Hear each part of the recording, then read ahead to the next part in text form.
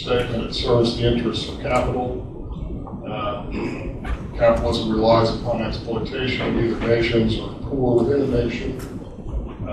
Said that it destroys the environment, promotes selfishness, destroys traditions and communities. These are some typical things that people have said against capitalism. At least what Rand would say, what I would regard as the truth.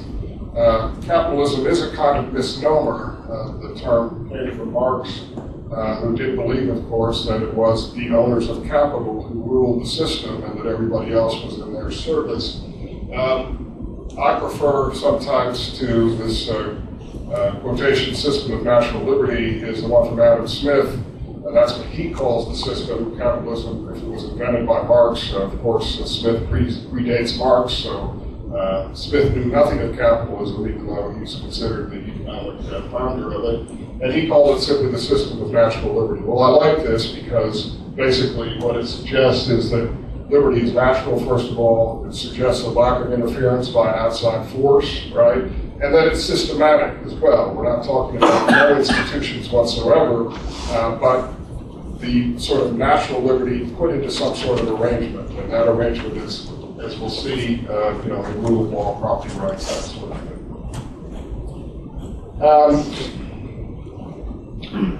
I would argue that trade is mutually interested cooperation, and conquest is the opposite of trade, and therefore it's simply mistaken to say that capitalism relies upon exploitation, and by exploitation you mean conquest.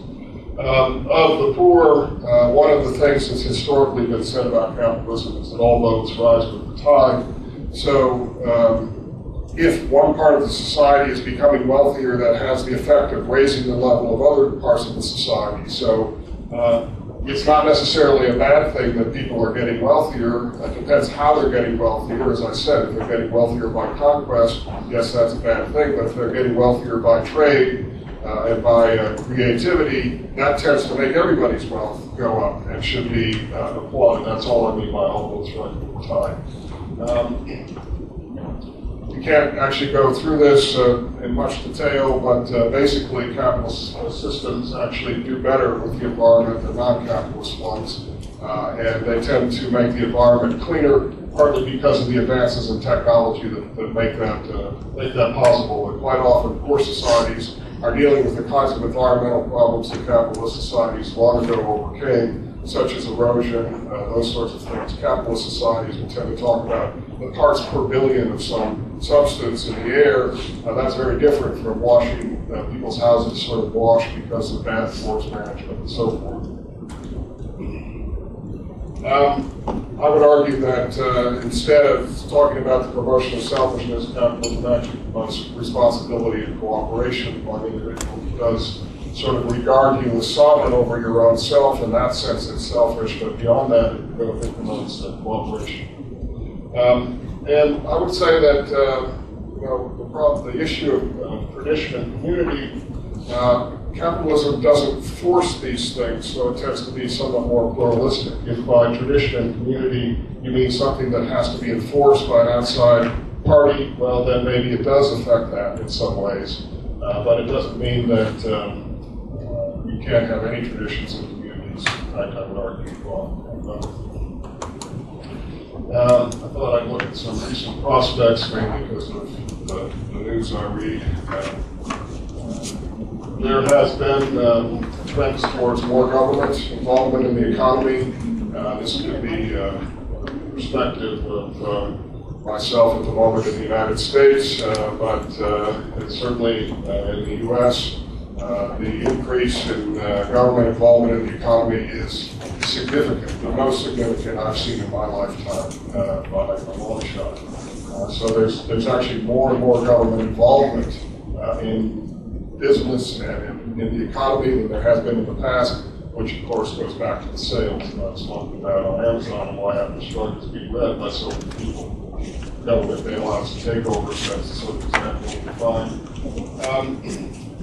I want to say maybe just something about this, although I don't want to push the point too much, especially since the Freedom Institute and others are involved in promoting democracy. They're not exactly the same thing. Democracy is a great thing and something to pursue, especially in perhaps countries that may not be so democratic. But in the U.S., you can have government involvement through democracy. Government control of the economy can actually be voted in. And so I just want to distinguish, not really separate or say democracy is a bad thing, but only to say that we still have to ask ourselves the question, if a democracy voted against property rights and rule of law, would that be something that you would want to sustain simply because it's democratic? Okay? And I think Rand's answered that question. I've seen an increase in class warfare politics, talking language of envy of rich people and so forth, certainly more than I've seen in recent years in the U.S. This has come up quite a bit. I'm calling it class warfare. And that the message of limited government is becoming less and less prominent than it was 20 years ago, let's say. The attitude tends to be that the government is the place to go when you've got a social problem. And I would sort of like to suggest that doesn't necessarily follow at all. Of course, everybody wants power. That's been part of human nature for a long time. And everybody wants to control that, but it's not so easy to do if you're asking the government to be the source of all the solutions for social problems that you think of.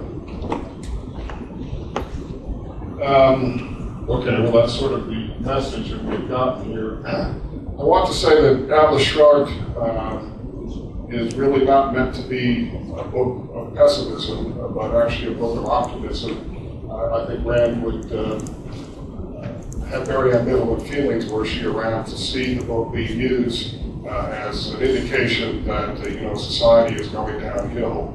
I think she wrote the book actually to encourage exactly the opposite. To try to suggest what might happen and to sort of stop some of these things from happening.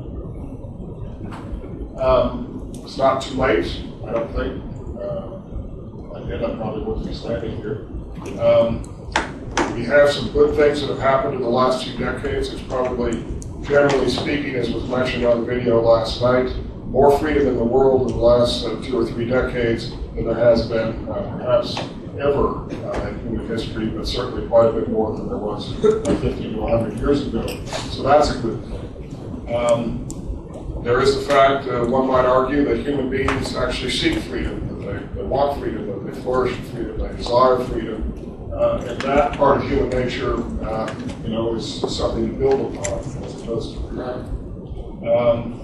Communication is now much more global than it used to be. So if one society is succeeding, even the societies which try to repress information, people find out about it, they learn about other societies, and that actually helps the cause of freedom, just simply knowing what's going on out there.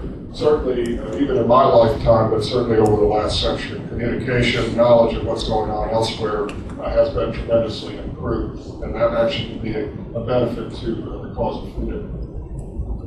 I want to suggest that intermediary institutions are possible, and what I mean by intermediary institutions are institutions which do things to help solve problems in society that are not governmental.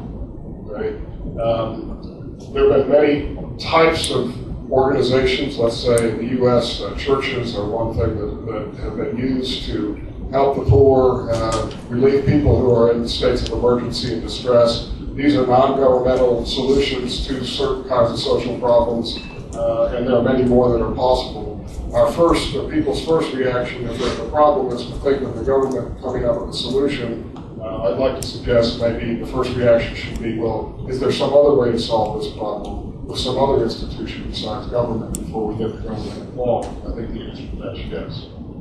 Well, that is the end of my talk. So, thank you.